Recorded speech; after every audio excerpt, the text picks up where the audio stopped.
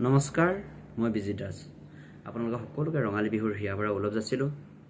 মোৰ বন্ধু ঋতুপনৰ এটি গীত খুব সোনকালে আপোনালোকৰ মাজলৈ আহি আছে। আৰু গীতটিৰ নাম হৈছে গাঁৱলীয়া চেনিমাই। আৰু গীতটি মিউজিকেৰে সজাইছে আমাৰ সকলোৰে মৰমৰ নিৰ্নিলভে, লিখিছে লক্ষীনন্দনে।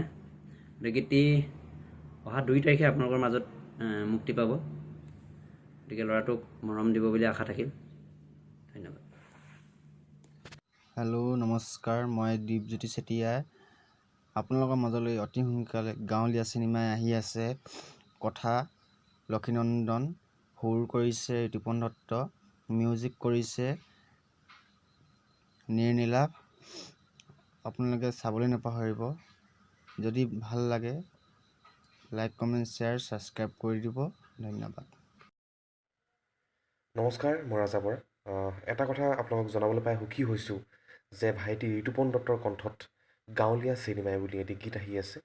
আৰু গীতটিৰ কথা হৈছে লক্ষীনন্দন, আৰু গীতটিৰ সুৰ কৰিছে ঋতুপন দত্তই আৰু মিউজিক কৰিছে নিৰ্নিলাভে। গতিকে গীতটি যেন সকলোৱে আদৰি লয়।